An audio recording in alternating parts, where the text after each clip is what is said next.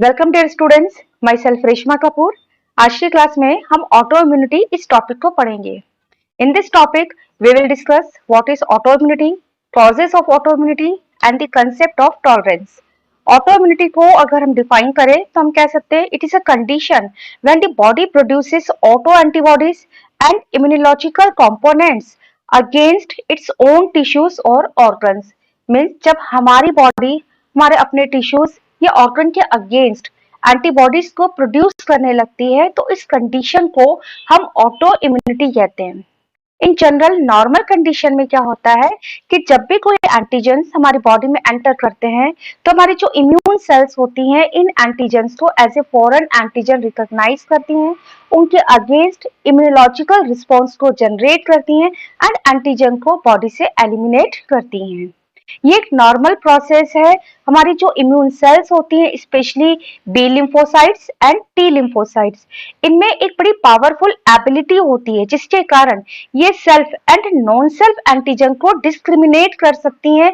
Means इनको पता होता है ये सेल्फ एंटीजन है, इनके अगेंस्ट हमको रिस्पॉन्स जनरेट नहीं करना एंड नॉन सेल्फ एंटीजन को रिकॉग्नाइज करके ये उनके अगेंस्ट इम्यूनोलॉजिकल रिस्पॉन्स को जनरेट करती हैं। लेकिन अगर किसी कारण से ये जो हमारी इम्यून सेल्स है B lymphocytes and T lymphocytes, ये self and non self antigen को रिकॉग्नाइज करने में फेल हो जाए, मीन्स जब ये सेल्फ एंटीजन को ही as a non self antigen recognize करने लगे तो उस कंडीशन में क्या होगा?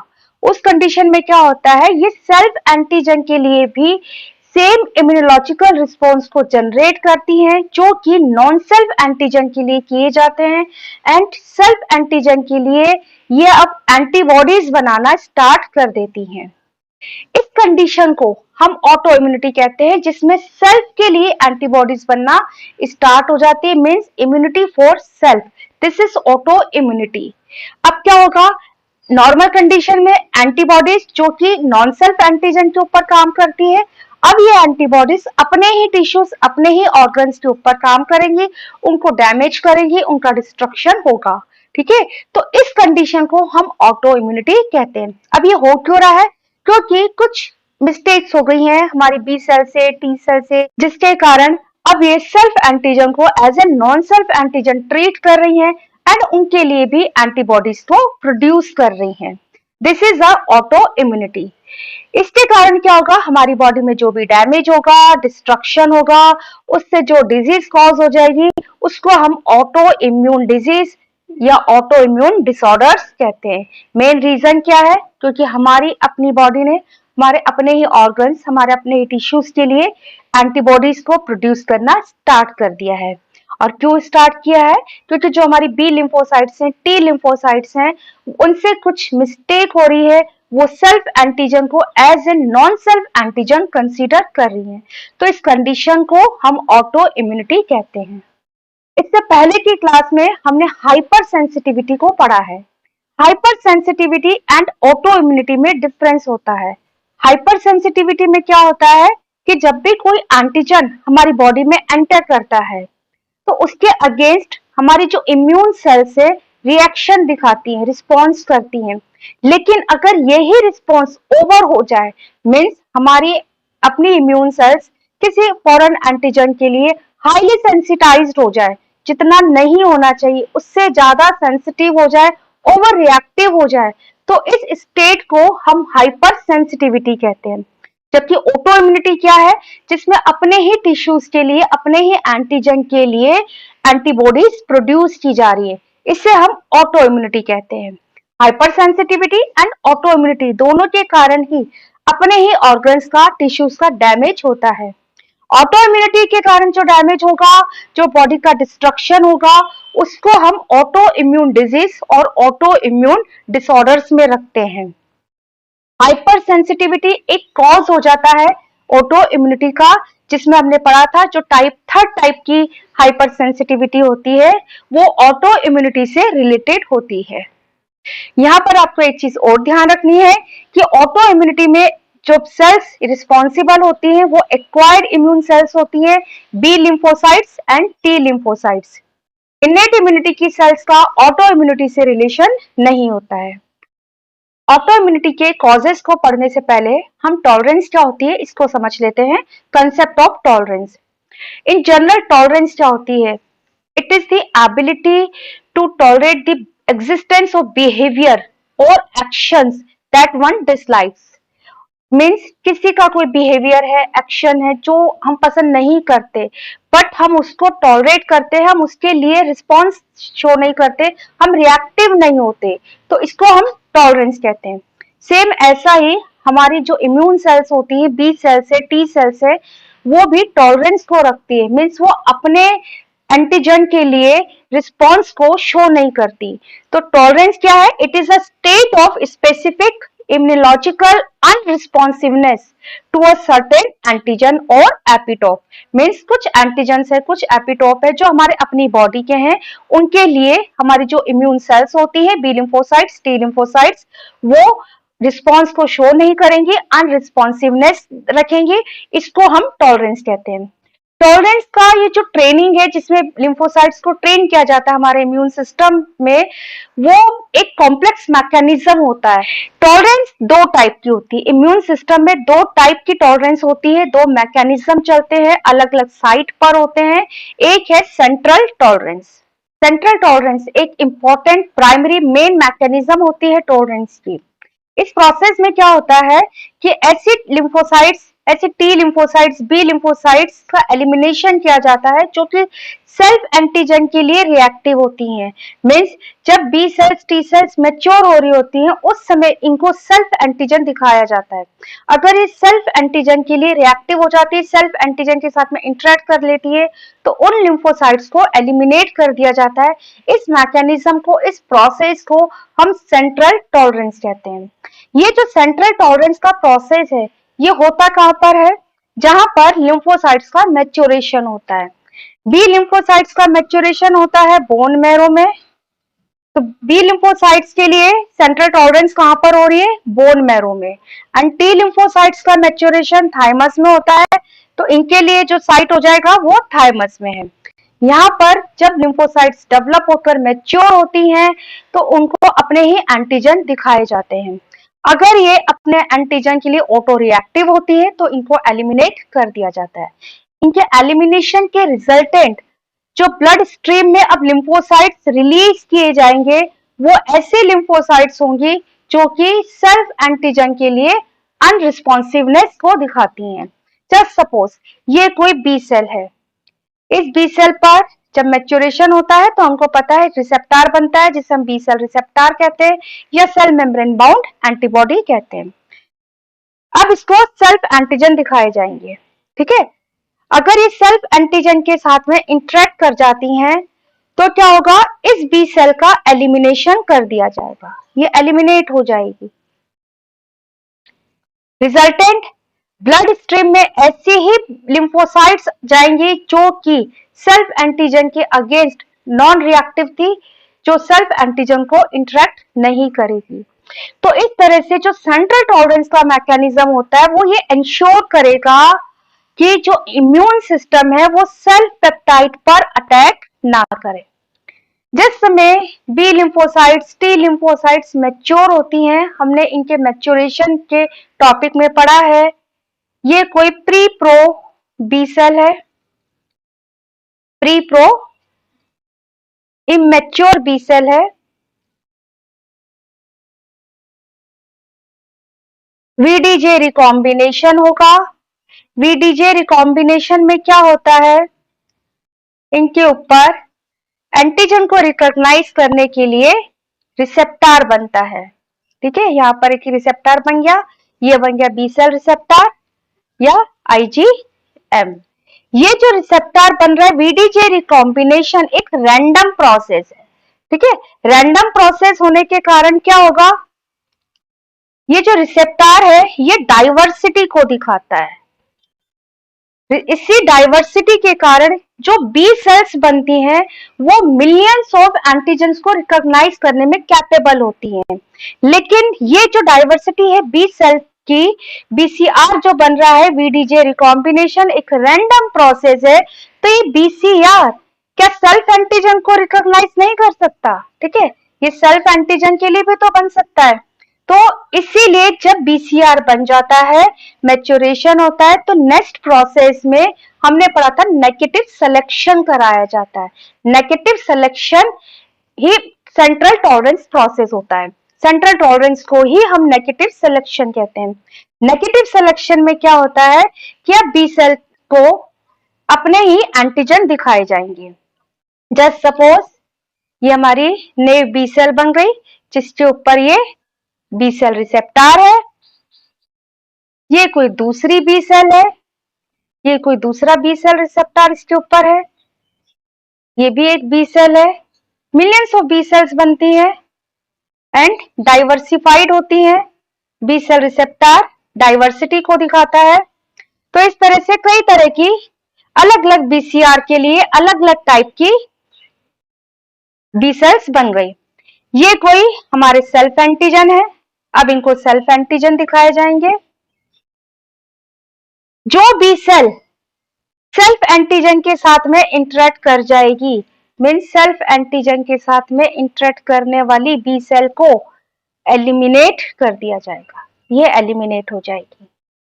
ठीक है, रिजल्टेंट जो बी सेल्स अब ब्लड स्ट्रीम में आएंगी, ये आ जाएगी ब्लड स्ट्रीम में, ये बी सेल ब्लड स्ट्रीम में आ जाएगी, तो वही बी सेल ब्लड स्ट्रीम में रिलीज की जाएगी जो कि इस नेगेटिव सिलेक्शन में फेल हो जाती है, मीन्स जिसने सेल्फ एंटीजन के साथ में इंटरेक्ट नहीं किया। ठीक है, वो बी सेल्स निकलकर ब्लड स्ट्रीम में आ जाएंगी। इसी तरह टी सेल का भी एलिमिनेशन होता है। टी सेल का मैच्योरेशन थाइमस में होता है। जस्ट सपोज ये कोई टी सेल है जिसके ऊपर एक रिसेप्टर बना, T cell receptor VDJ recombination के द्वारा बनता है। टी सेल डबल पॉजिटिव होती है, पहले इन पर दो रिसेप्टर और प्रेजेंट होते हैं, CD8+ एंड CD4+। इनके मैच्योरेशन में इन टी सेल्स का पहले पॉजिटिव सिलेक्शन होता है। पॉजिटिव सिलेक्शन में इनको ऐसे एंटीजन दिखाए जाते हैं जो कि अलग अलग MHC पर प्रेजेंट होते हैं। ठीक है, MHC class 2 and MHC class 1 पर प्रेजेंट एंटीजन इनको दिखाए जाते हैं। ऐसी टी सेल जो कि ज्यादा एफिनिटी से MHC क्लास 2 पर प्रेजेंट एंटीजन को रिकॉग्नाइज करती हैं, उन टी सेल्स पर बाद में CD4+ बनता है, CD4+ बनता है, ये TCR है इसका। एंड ऐसी टी सेल जो कि MHC1 पर प्रेजेंट एंटीजन को ज्यादा एफिनिटी से रिकॉग्नाइज करती हैं, उन पर CD8+ रिसेप्टर डेवलप होता है। तो इस तरह से टी सेल्स का डिफरेंशिएशन होता है। ऐसी टी सेल्स जिनके ऊपर CD4+ रिसेप्टर है, ये टी हेल्पर सेल्स है, और ऐसी टी सेल्स जिनके ऊपर CD8+ है, ये टीसी सेल्स होती हैं। अब इनका नेगेटिव सिलेक्शन कराया जाएगा। इन टी सेल्स का भी नेगेटिव सिलेक्शन होगा। नेगेटिव सिलेक्शन में इनको सेल्फ एंटीजन दिखाए जाते हैं, सेम जैसे हमने बी लिम्फोसाइट्स के लिए पढ़ा है। तो ऐसी टी हेल्पर सेल्स जो कि सेल्फ एंटीजन को इंटरेक्ट कर जाएंगी, उन टी सेल्स का एलिमिनेशन हो जाएगा। इसी तरह यहां पर भी ऐसी टीसी सेल्स जो कि MHC1 पर प्रेजेंट सेल्फ एंटीजन को रिकॉग्नाइज करेंगी, उनको भी एलिमिनेट कर दिया जाएगा, इनका भी एलिमिनेशन हो जाएगा। रिजल्टेंट ब्लड स्ट्रीम में वही टी सेल्स निकल कर आएंगी, ऐसी ही T helpers and TC cells आएंगी जो कि सेल्फ एंटीजन को इंटरेक्ट नहीं करी थी, जिनका सेल्फ एंटीजन के साथ में जब इंटरेक्शन कराया, उनको सेल्फ एंटीजन दिखाया, तो उन्होंने रिस्पॉन्स को शो नहीं किया। तो इस तरह से सेंट्रल टॉलरेंस के द्वारा जो लिम्फोसाइट्स अपने प्राइमरी लिम्फोइड ऑर्गन से मैच्योर होकर ब्लड स्ट्रीम में रिलीज की जाती हैं, वो लिम्फोसाइट्स सेल्फ एंटीजन के लिए अनरिस्पॉन्सिवनेस होती हैं। इसी को हम सेंट्रल टॉलरेंस एंड टॉलरेंस का प्रोसेस कहते हैं। टॉलरेंस की मैकेनिज्म क्या है, किस तरह से डिफेक्टिव बी लिम्फोसाइट्स को, टी लिम्फोसाइट्स को जो सेल्फ एंटीजन को रिकॉग्नाइज कर जाती हैं, उनको एलिमिनेट किया जाता है। इसके 3 इंपॉर्टेंट मेन मैकेनिज्म होते हैं। फर्स्ट है क्लोनल डिलीशन।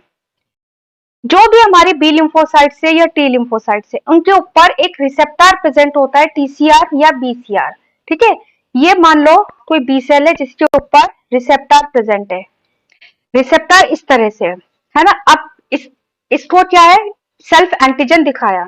अब अगर ये सेल्फ एंटीजन के साथ में इंटरेक्ट कर रही है तो क्या होगा, इस बी सेल को पहले सेल्फ एडिटिंग के लिए भेजा जाता है, दोबारा इस बी सेल को एडिटिंग के लिए भेजा जाएगा।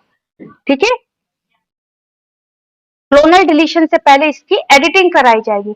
एडिटिंग में क्या होगा, इनके पास में 2 जीन होते हैं, RAG1 एंड RAG2। ये जीन क्या करते हैं, जो लाइट चेन होती है ये लाइट चेन फिर से बनाते हैं। क्लियर है? क्या होगा, ये कोई बी सेल रिसेप्टर है जस्ट सपोज, और इसने जो है एंटीजन को रिकॉग्नाइज कर लिया। अब क्या होगा, इनके पास में जीन है RAG1 एंड RAG2। इस जीन के चलते क्या होगा, ऐसे बी सेल्स को पहले एडिटिंग के लिए भेजा जाएगा डिलीशन से पहले। अगर ये एडिटिंग कर लेती हैं जिसमें लाइट चेन दोबारा से बनती है, यहां पर पहले ऐसे कंडीशन थी, अब ऐसे हो गई, तो ये क्या होगा कि उस एंटीजन को रिकॉग्नाइज नहीं करेगी। ठीक है, मान लो पहले कोई अंदर फिट होने वाली स्ट्रक्चर है जस्ट सपोज, तो अब ये ऐसे हो गई, तो अब यहाँ पर इंटरेक्शन नहीं होगा। तो अगर ये एडिटिंग कर जाती है तो अब डिलीशन नहीं होगा, और एडिटेड बी सेल्स या टी सेल्स अब ब्लड स्ट्रीम में रिलीज कर दी जाएंगी। ठीक है, लेकिन अगर बी सेल रिसेप्टर इतना रिजिड है कि वो एडिटिंग के थ्रू अपने आप को ऑल्टर नहीं करता, तो उन बी सेल्स का, उन टी सेल्स का डिलीशन कर दिया जाता है, एपोप्टोसिस के द्वारा उनको किल कर दिया जाता है। ये जो एपोप्टोसिस का मैकेनिज्म है, ये नोन नहीं है कि किस मैकेनिज्म के चलते एपोप्टोसिस होती है और डिफेक्टिव लिम्फोसाइट्स को किल कर दिया जाता है। सेकेंड जो मैकेनिज्म होता है टॉलरेंस का, वो है क्लोनल एनर्जी। क्लोनल एनर्जी में क्या होता है कि ऐसी लिम्फोसाइट्स जो सेल्फ रिएक्टिव होती है, उनका इनकैपेसिटेशन को बढ़ा दिया जाता है, इनकैपेसिटेशन कर दिया जाता है। इट मींस ये कोई बी सेल है, इसके पास में रिसेप्टर प्रेजेंट है। ठीक है, बी सेल रिसेप्टर है, लेकिन इस बी सेल रिसेप्टर को फेल कर दिया जाएगा एंटीजन को रिकॉग्नाइज करने में, इनकैपेसिटेट कर दिया जाएगा। इसको आप ऐसे समझिए, हमारे घर के बाहर डोर पर बेल लगा होता है। ठीक है, तो कोई एंटीजन है जो बेल को प्रेस कर रहा है, बेल को दबा रहा है, लेकिन अगर डोर के इस तरफ घर के अंदर हमने उस बेल की वायर ही निकाल दी, तो अब क्या होगा, बेल नहीं बजेगी, चाहे बाहर से उसको कितना ही पुश कर लिया जाए। तो इंट्रिंसिकली इनके अंदर कुछ ऐसे चेंजेस होते हैं जिसके कारण ये जो बी सेल्स या लिम्फ टी सेल्स हैं, उनके पास में रिसेप्टर तो प्रेजेंट होता है, B cell receptor, T cell receptor present होता है, लेकिन वो फंक्शनल नहीं होता। इस प्रोसेस को हम क्लोनल एनर्जी कहते हैं, मीन्स ये नॉन रिएक्टिव रिसेप्टर होते हैं। तीसरा जो प्रोसेस है टॉलरेंस का, वो है क्लोनल इग्नोरेंस। इसमें क्या होता है कि इसमें जो लिम्फोसाइट्स ब्लड स्ट्रीम में रिलीज की जाती है, वो कुछ ऐसे एंटीजन्स जिनके कांटेक्ट में नहीं आती, सेल्फ एंटीजन है, वो एंटीजन उन लिम्फोसाइट से हमेशा दूर रखे जाते हैं। हमारा जैसे ब्रेन है, तो ब्रेन के जो एंटीजन्स है ना, वो ब्लड ब्रेन बैरियर के द्वारा सेपरेट है। हमारा ब्रेन का ब्लड बॉडी के ब्लड से मिक्स नहीं होता, तो ब्रेन ब्लड बैरियर मिलते हैं। इसी तरह टेस्टीज है, टेस्टीज के एंटीजन भी सेपरेट होते हैं। आईज है, कॉर्निया है, तो इस तरह से हमारी जो बॉडी में बैरियर्स मिलते हैं, जिसके कारण क्या होता है कि लिम्फोसाइट्स जो मैच्योर हो रही है थाइमस में एंड बोन मैरो में, वो ऐसे एंटीजेंस को इग्नोर करती है, क्योंकि उन्होंने उन एंटीजेंस को पहले कभी देखा ही नहीं है और वो आगे भी उनको नहीं मिलेंगे। तो इसको हम कहते हैं क्लोनल इग्नोरेंस। ये एंटीजेंस सेल्फ होते हैं, लेकिन बैरियर्स के थ्रू ये अदर बॉडी एंटीजन से सेपरेट रहते हैं। तो ये 3 मैकेनिज्म होते हैं टॉलरेंस के, deletion, energy and ignorance. Central tolerance के साथ ही हमारे इम्यून सिस्टम में एक और सेकेंडरी टॉलरेंस मैकेनिज्म होती है, जिसे हम पेरिफेरल टॉलरेंस कहते हैं। पेरिफेरल टॉलरेंस ये इंश्योर करेगा कि ऐसे लिम्फोसाइट्स जो कि प्राइमरी लिम्फोइड ऑर्गन से निकलकर सेकेंडरी लिम्फोइड ऑर्गन में आ रही है, ब्लड स्ट्रीम में रिलीज की जा रही हैं, वो ऑटो इम्यून डिजीज को कॉज ना करें। बी सेल्स के लिए जो पेरिफेरल टॉलरेंस सिस्टम है वो कम स्टडीड किया गया है। टी सेल्स के लिए पेरिफेरल मैकेनिज्म को ज्यादा स्टडी किया गया है। पेरिफेरल मैकेनिज्म में बेसिकली ऐसे एंटीजेंस, ऐसे अलर्जेंस जो कि हमारी बॉडी के लिए इतने हार्मफुल नहीं होते, उनके अगेंस्ट रिस्पॉन्स जनरेट ना हो, ये देखा जाता है। So peripheral tolerance prevents immune response to harmless food antigens and allergens. Means हमारी बॉडी में कोई पोलन आ गया है या फूड के थ्रू कोई पार्टिकल आ गया, कोई अलर्जन है, कोई केमिकल है जो हमारी बॉडी के लिए इतना हार्मफुल नहीं है, तो उसके अगेंस्ट इम्यून रिस्पॉन्स को प्रिवेंट रखने के लिए पेरिफेरल टॉलरेंस का मैकेनिज्म होता है। इसको हम आगे की स्लाइड्स में डिटेल में डिस्कस करेंगे। नाउ डिस्कस द रीजंस और causes for auto immunity. Auto immunity होती क्यों है? फर्स्ट रीजन है फेलियर इन सेंट्रल टॉलरेंस। अगर सेंट्रल टॉलरेंस का जो मैकेनिज्म है वो फेल हो जाए ड्यू टू क्रॉनिक इन्फेक्शन, लंबे समय से अगर कोई इन्फेक्शन चला आ रहा है, जैसे कि टीबी है किसी को या एड्स है किसी को, लंबे समय से इन्फेक्शन है, तो क्या होता है कि हमारी जो बॉडी में बी सेल्स है, टी सेल्स है, उन पैथोजन से, उन एंटीजन से फाइट करने के लिए बड़ी फ्रिक्वेंटली बनती हैं, ठीक है, जल्दी जल्दी बनती है। जब इनका डेवलपमेंट जल्दी होता है, इनका मैच्योरेशन होता है, तो उस समय कुछ ऐसी लिम्फोसाइट्स जो कि नेगेटिव सिलेक्शन के प्रोसेस से नहीं गुजरी होती, वो भी रिलीज होकर ब्लड स्ट्रीम में आ जाती हैं। तो इसके कारण अब क्या होगा, ये लिम्फोसाइट्स ऑटो इम्यून डिजीज को कॉज कर देंगी। तो फर्स्ट इंपॉर्टेंट जो रीजन होता है ऑटो इम्यून डिजीज का, वो है फेलियर इन सेंट्रल टॉलरेंस। लंबे समय से अगर हमारी बॉडी में कोई इंफेक्शन चला आ रहा है तो हम ऑटो इम्यून डिजीज के लिए प्रोन हो जाते हैं। सेकेंड रीजन है रिलीज ऑफ सिक्वेस्टर्ड एंटीजेंस। ऐसे एंटीजेंस जो हिडन होते हैं उनको हम सिक्वेस्टर्ड एंटीजेंस कहते हैं। ये एंटीजेंस हमारे ब्लड एंटीजन के साथ में मिक्स नहीं होते, ये सेपरेट रहते हैं बैरियर्स के द्वारा, जैसे ब्लड ब्रेन बैरियर्स। लेकिन अगर किसी भी रीजन से ये एंटीजन ब्लड में मिक्स हो जाए, मीन्स कोई चोट लग गई है, कोई डैमेज हो गया है, तो क्या होगा, ये एंटीजेंस जो पहले तो हिडन थे, जिनके अगेंस्ट लिम्फोसाइट्स में मैच्योरेशन के समय में टॉलरेंस जनरेट नहीं की गई, वो एंटीजेंस अगर ब्लड में आ जाते हैं किसी भी डैमेज से, चोट से, तो उन एंटीजेंस के लिए हमारे लिम्फोसाइट्स जो है एज ए फॉरेन एंटीजन उसको लेंगी और उनके अगेंस्ट अब एंटीबॉडीज बनना स्टार्ट हो जाएंगी। इसको हम कहते हैं सिक्वेस्टर्ड एंटीजन, और अब ऑटो इम्यून डिजीज हो जाएगी। एग्जाम्पल है myelin basic protein, sperm associated antigen, lens and corneal antigen and heart muscle antigens. Auto immune disease होने का नेक्स्ट इंपॉर्टेंट रीजन है मॉलिक्यूलर मिमिक्री। कई ऐसे वायरसेस हैं, बैक्टीरियाज हैं, जिनके एंटीजेनिक डिटर्मिनेंट्स हमारे अपने रिसेप्टर के साथ में स्ट्रक्चरली सिमिलैरिटी को दिखाते हैं। इसको हम मॉलिक्यूलर मिमिक्री कहते हैं। इससे क्या होगा, हमारी लिम्फोसाइट्स कभी कभी गलती से अपने ही रिसेप्टर को एज ए एंटीजन लेना स्टार्ट कर देती है और अपने ही एंटीजन के लिए, अपने ही सेल्फ पेप्टाइड के लिए अब रिस्पॉन्स को जनरेट करना शुरू कर देंगी, जैसे कि papilloma virus E2 protein and insulin receptor. यहाँ पर इसका अगर हम सीक्वेंस देखें तो ये सीक्वेंस दोनों में सेम है। इसी तरह polio virus VP2 and acetyl choline receptor, इसमें भी ये सीक्वेंसेस दोनों में सेम है। तो यहाँ पर मिस्टेकनली हमारी लिम्फोसाइट्स अपने ही एंटीजन को as a foreign antigen treat कर सकती हैं।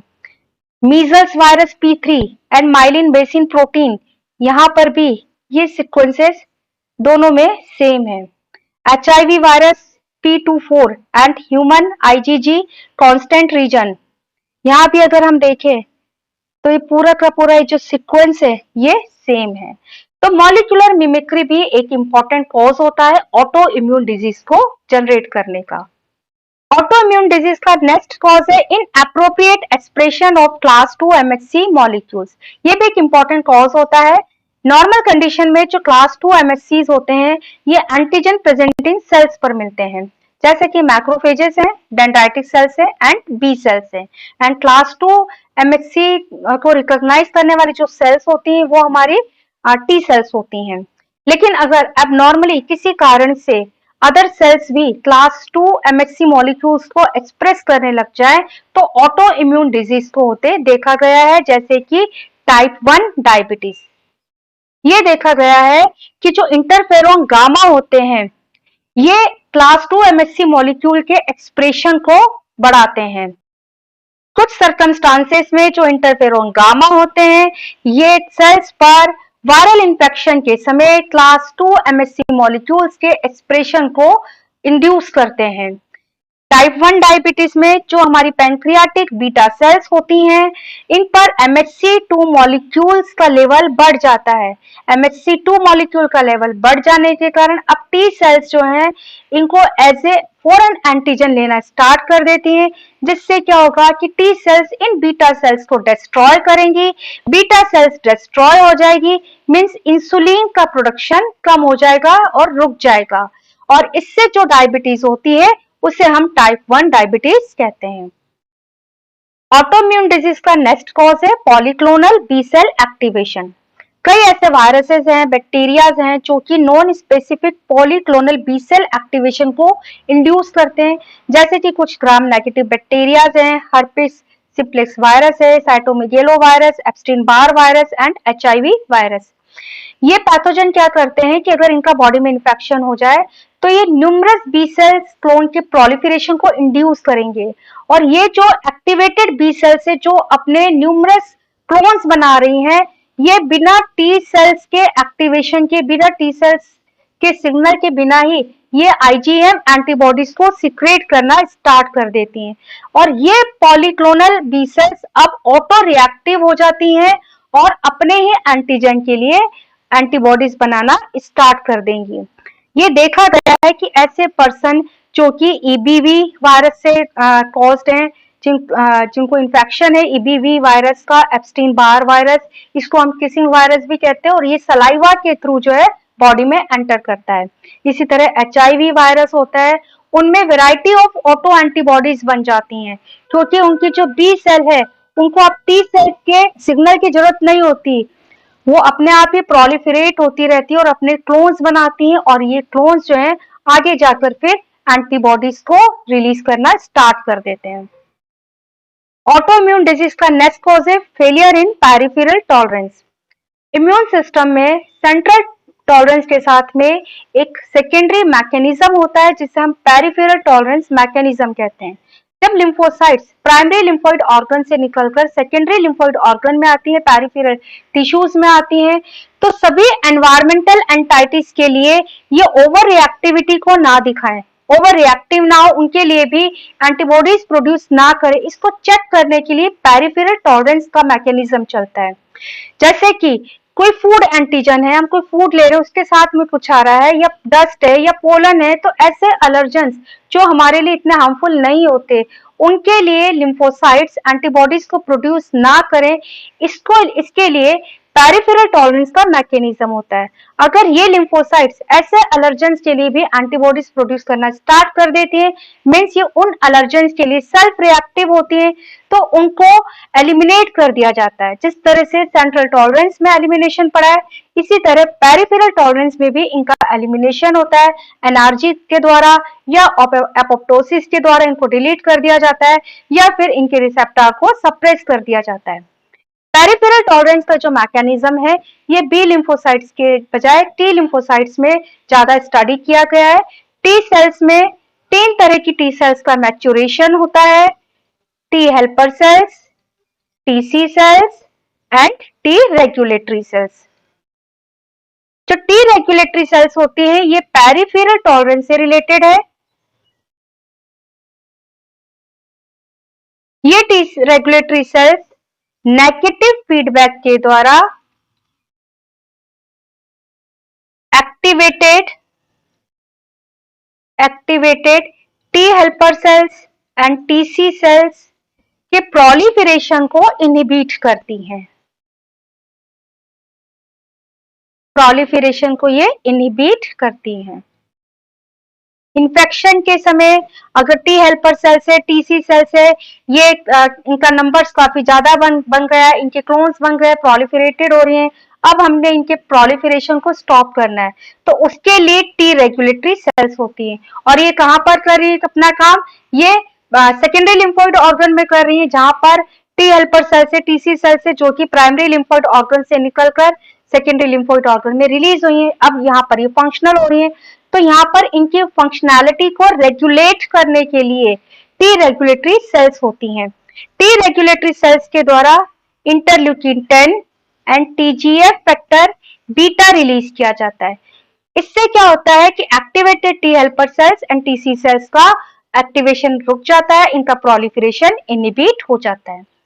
पेरिफेरल टॉलरेंस में एक्टिवेटेड टी हेल्पर सेल्स का रेगुलेशन CTLA4 के द्वारा भी होता है।